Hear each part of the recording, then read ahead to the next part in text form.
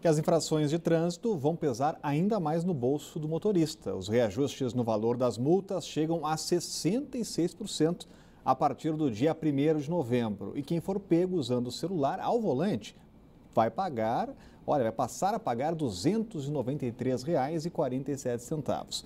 Hoje a multa custa R$ 85,13. Veja só.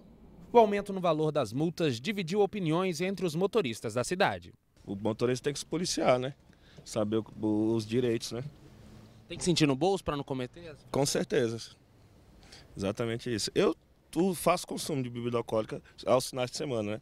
Mas tem que saber a consciência, né? Se beber, não dirige. Hoje em dia a gente tem que andar na lei, né? Tem que andar direitinho, estacionar direitinho. Em Brasília é complicado, né? Acho que deveriam ter mais estacionamentos públicos ou que seja estacionamento privado. Um preço mais acessível seria bem melhor. Eu acho isso que é muito oneroso para a população, somente nessa época, né? E que não deveria, né, de fato, ser dessa forma. As mudanças que endurecem as punições previstas no Código de Trânsito Brasileiro para os condutores que cometerem infrações começam a valer a partir de 1º de novembro. A Lei 13.281 traz uma atualização dos valores, desde a multa leve de R$ 88,38 até a multa gravíssima para R$ 293,47. E é bom que os motoristas andem na linha, pois o aumento no valor das multas pode chegar a 66%. Quem estacionar em vagas exclusivas para deficientes e idosos, por exemplo, considerado infração gravíssima, vai ter de pagar R$ 293,47 e ainda terá o carro removido. Antes, essa multa era de R$ 191. A expectativa é que a mera previsão da multa e com os novos valores, elas sejam levadas a sério e que, com isso, já haja uma dissuasão para o motorista não cometer infrações. E no meio desses reajustes, há uma novidade. A partir de novembro, haverá uma multa específica para quem se recusar a fazer o teste do bafômetro. A infração será considerada gravíssima. Nesse caso, o valor será multiplicado por 10 e o veículo e a habilitação serão recolhidos. E pior ainda, o motorista que for reincidente em menos de um ano pagará a multa em dobro. E em contrapartida, os motoristas cobram para que o valor arrecadado seja investido efetivamente em benefícios nas vias do país.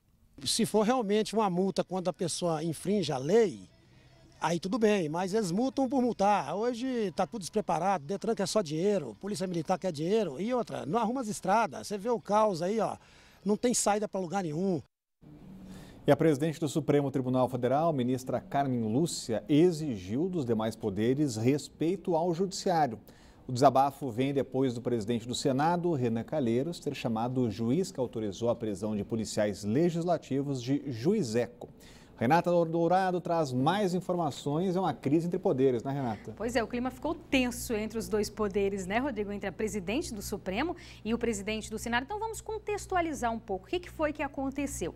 Na semana passada, nós inclusive temos aqui, houve aquela operação da Polícia Federal lá no Senado. Então os policiais federais foram cumprir mandados, entre eles mandados de prisão. 4 policiais legislativos foram presos, 3 foram soltos assim que prestaram depoimento, mas o chefe da polícia no Senado, Pedro Carvalho, continua preso. E ontem mesmo o presidente do Senado, Renan Calheiros, convocou a imprensa para criticar essa operação que foi determinada pelo juiz federal Valisley Souza de Oliveira. E ele criticou, disse que quem deveria determinar essa ação deveria ter sido o Supremo Tribunal Federal. Falou também que os policiais federais não fizeram nada contra a lei. Eles são acusados de fazer um serviço de contra-inteligência. O que eles fizeram? Eles fizeram uma varredura em casas de senadores e também de ex-senadores em busca de escutas. E aí, para retirar essas escutas. Então, o presidente do Senado disse que eles agiram dentro da lei.